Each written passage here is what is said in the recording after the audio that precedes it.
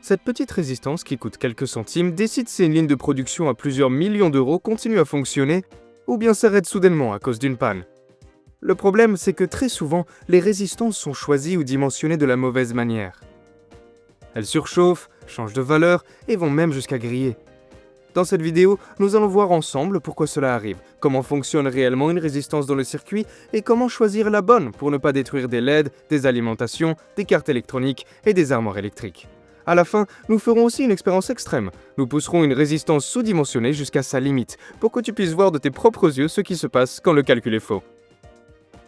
Mais en attendant, je vais te poser une question. Si j'ai en série une batterie, une résistance et une LED, faut-il placer la résistance avant ou après la LED? La réponse dans un instant. Si tu regardes cette vidéo, c'est probablement que nos contenus te sont utiles. Pourtant, beaucoup d'entre vous ne sont pas encore abonnés à la chaîne. T'abonner est la manière la plus simple de soutenir notre travail et de ne pas manquer les prochaines vidéos techniques et instructives. Un clic suffit, mais pour nous, cela fait toute la différence. Abonne-toi et fais partie de la communauté, parce qu'ensemble, nous partageons le savoir industriel. Merci. Que fait vraiment une résistance?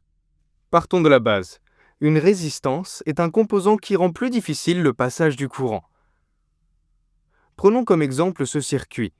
La batterie fournit une tension, symbole V, qui se mesure en volts.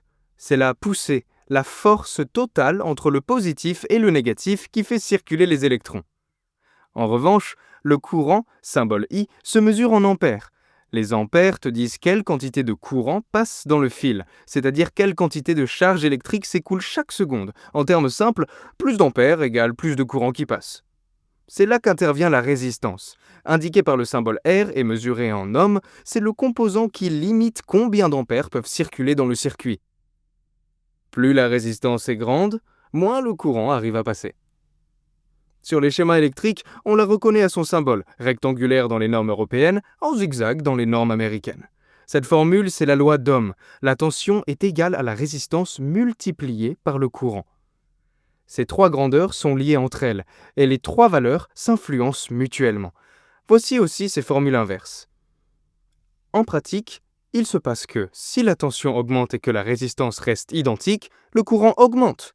Si la résistance augmente et que la tension reste identique, le courant diminue.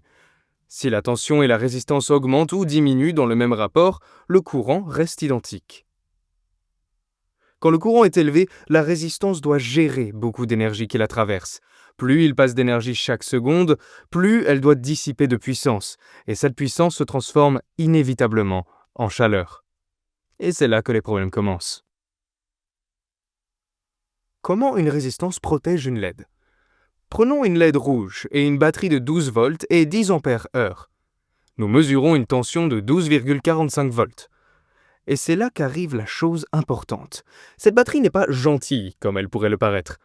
Dans un circuit aussi simple et direct que celui que tu regardes, si rien ne la limite, elle peut délivrer pendant quelques secondes des courants énormes, de l'ordre de plusieurs centaines d'ampères. Une LED, au contraire, vit heureuse et lumineuse avec seulement quelques milliampères. Donc si tu la relis directement à la batterie, tu la condamnes. Ici, la règle est de protéger la LED avec une résistance. Prenons ces deux résistances et, avec le multimètre, mesurons leur valeur en ohms. Plus loin dans la vidéo, nous verrons aussi comment la reconnaître d'un coup d'œil, simplement en les regardant. La première est donnée pour 47 kΩ et mesure 46,2 kΩ. La seconde est donnée pour 2,2 kΩ et mesure 2,17 kΩ. Voici la réponse à la question du début de la vidéo. Selon toi, en partant du pôle négatif, faut-il d'abord mettre la LED ou d'abord la résistance? Tu seras surpris d'apprendre que cela ne change rien. Cela fonctionnera de toute façon. Puisqu'elles sont en série, le courant est limité aussi bien avant qu'après la résistance. Et il est le même en tout point du circuit. Connectons en série. Pôle positif, résistance de 47 kΩ, LED et pôle négatif. Comme on le voit, la LED s'allume à peine parce que nous faisons passer un courant minuscule. Mais de cette manière, nous la protégeons d'une batterie énormément surdimensionnée. Nous pouvons mesurer que la LED rouge a une chute de tension à ses bornes de 1,77 volts. Mesurons enfin le courant qui traverse le circuit, qui, limité par la résistance, est de 0,23 mA. Tous les calculs coïncident. Maintenant, je remplace la 47 kΩ par la 2,2 kΩ. La LED se voit beaucoup mieux, parce qu'avec cette résistance plus faible, nous laissons passer davantage de courant. Nous pouvons mesurer que la LED rouge a maintenant une chute de tension à ses bornes de 1,95 volts, et que la mesure du courant en série est de 4,8 mA. Ici aussi, tous les calculs coïncident. En procédant ainsi, nous faisons fonctionner efficacement une petite LED avec une batterie qui la maintiendra allumée pendant, théoriquement, 86,8 jours. Donc l'idée, c'est que la batterie peut fournir énormément. Mais ce n'est pas elle qui décide combien de courant passe. C'est le circuit qui le décide. Et avec la résistance, tu lui imposes une limite. Comment est faite une résistance? Il est temps de voir ce qu'il y a à l'intérieur de la résistance. Une résistance cylindrique classique, c'est-à-dire une résistance axiale, est composée de 3 parties principales, chacune avec un rôle bien précis. La première, la plus importante, est le matériau résistif. Il peut s'agir d'une fine couche de carbone, d'une fine couche de métal ou bien d'un fil résistif bobiné. C'est cette partie qui détermine la valeur de la résistance, c'est-à-dire dans quelle mesure le composant s'oppose au passage du courant. Pour ajuster avec précision la valeur résistive, on grave souvent dans la couche de carbone ou de métal une rainure en forme de spirale. De cette manière, en allongeant et en amincissant le trajet des électrons, la résistance augmente. La deuxième partie dont elle est composée, ce sont les bornes, appelées aussi connexions. Ce sont les 2 fils métalliques d'entrée et de sortie du courant qui permettent à la résistance d'être reliée au circuit. Enfin, il y a le corps et l'isolation. À l'intérieur, on trouve une lame en céramique qui donne de la rigidité mécanique. Tandis qu'à l'extérieur, il y a un revêtement isolant qui protège le composant de l'humidité, de la chaleur et des agents extérieurs. Type de résistance, de l'électronique de base à l'industrie. Dans le monde réel, tu trouves différents types de résistance et chacune sert à quelque chose de différent. Voyons les plus courantes. 1. Résistance à couche, carbone ou métal. 2. Résistance CMS, puce. 3. Résistance de puissance, bobiné, blindé, surdissipateur. 4. Résistance variable et intelligente, ici entre plusieurs familles, potentiomètre et rhéostat, thermistance, CTN, PTC, varistance et LDR, photorésistance. Comment lire la valeur d'une résistance? Pour comprendre la valeur d'une résistance, il n'est pas nécessaire de tout apprendre par cœur. Il te suffit de savoir comment regarder et utiliser ces guides rapides que je vais te montrer maintenant. Sur les résistances à couche, tu trouves des bandes colorées. La logique est simple. Voici le guide rapide. Les 2 premières bandes, parfois 3, indiquent les chiffres significatifs. La bande suivante est le multiplicateur, la puissance de 10, c'est-à-dire combien de zéros tu dois ajouter. La dernière bande, souvent légèrement séparée, indique la tolérance. En reprenant notre résistance de tout à l'heure, nous voyons qu'elle a 4 bandes, jaune, violet, orange et or. On lit que jaune égale 4, violet égale 7, orange, cela veut dire fois 10 puissance 3, c'est-à-dire ajouter 3 zéros, or, tolérance de plus ou moins 5%. Donc, la valeur nominale de cette résistance est 47 fois 10 puissance 3 ohms, c'est-à-dire 47 000 ohms, soit 47 kiloohms, avec une tolérance de plus ou moins 5%. Plus ou moins entre 44,65 kiloohms et 49,35 kiloohms. Tout à l'heure, nous avons mesuré qu'elle faisait effectivement 46,2 kiloohms, ce qui entre pleinement dans cette plage. Sur les SMS, en revanche, tu trouves un marquage imprimé. Là aussi, pour le lire, tu dois te baser sur quelques règles générales que tu peux voir dans ce guide rapide. Avec un code numérique, les premiers chiffres sont les chiffres significatifs, et le dernier chiffre est l'exposant du multiplicateur, la puissance de 10 associée, c'est-à-dire combien de zéros tu dois ajouter. Par exemple, sur cette carte, tu vois une résistance marquée 4872. Cela signifie 487 fois 10 puissance 2. C'est égal à 48,7 kiloohms. Si la lettre R apparaît, elle indique directement le point décimal, donc la virgule dans la valeur en ohms. Comme dans cette autre résistance, 1R3, ici, le R fait office de virgule, donc elle vaut 1,3 ohm. Dans certains cas, d'autres lettres peuvent aussi apparaître, comme K ou M, et elles indiquent directement des milliers ou des millions d'ohms. Dimensionnement, quand seulement 0,1 watts de plus te détruit le circuit. Une résistance grille pour une seule raison. Tu l'as fait travailler au-delà de sa puissance nominale et ces watts deviennent de la chaleur.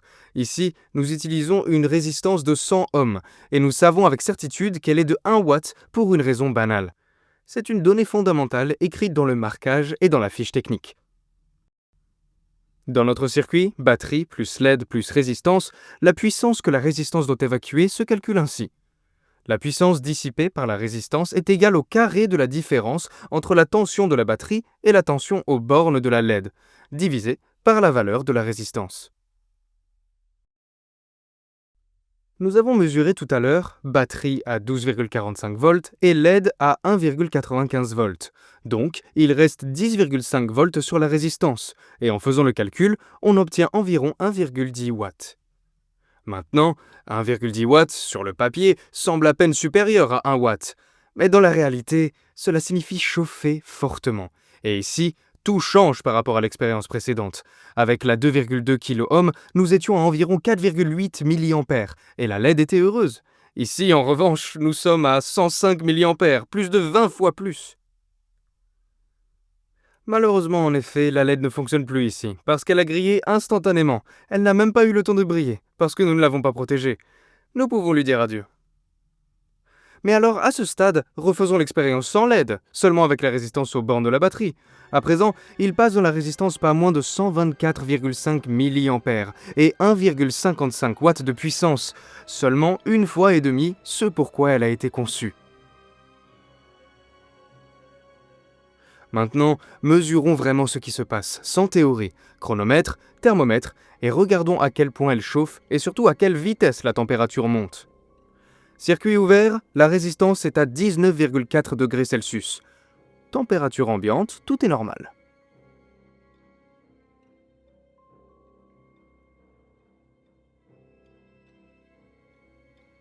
Après 10 secondes, la température est montée à 29,9 degrés Celsius.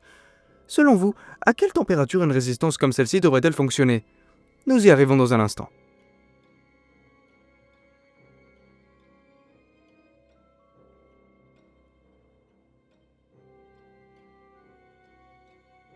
Après 30 secondes, nous sommes déjà à 49 degrés Celsius, une température que l'on trouve habituellement à l'intérieur d'un PC bien ventilé, à pleine charge.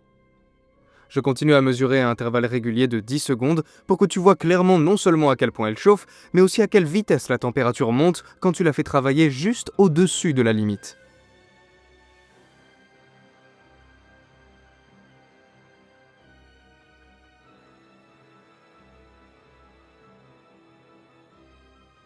À 1 minute, la résistance a déjà dépassé les 90 degrés Celsius. Et ici, il faut dire une chose que beaucoup sous-estiment. Les résistances peuvent très bien atteindre 120 jusqu'à 200 degrés Celsius lorsqu'elles dissipent près de leur puissance nominale, surtout en air immobile. Ce n'est pas un cas rare, c'est précisément ce qui arrive quand tu les dimensionnes à la limite et que les conditions ne sont pas parfaites. Dans une installation réelle, cette chaleur ne reste pas seulement là. Elle se transfère au circuit imprimé ou au bornier, chauffe les câbles, accélère le vieillissement des isolants, peut déformer les plastiques et les supports, et dans les pires cas, devient un facteur déclenchant. Non pas parce que la résistance prend feu toute seule, mais parce qu'avec le temps, elle crée les bonnes conditions pour faire céder autre chose. Et ici arrive la règle pratique. Quand tu calcules la puissance que la résistance doit dissiper, ne choisis jamais une résistance juste. Prends-en une avec une puissance nominale au moins 2 fois supérieure, et si possible même 3 fois supérieure, parce que dans la vraie vie, tu n'es pas en laboratoire. Imagine quand elle sera dans une armoire fermée, avec de l'air immobile, au soleil.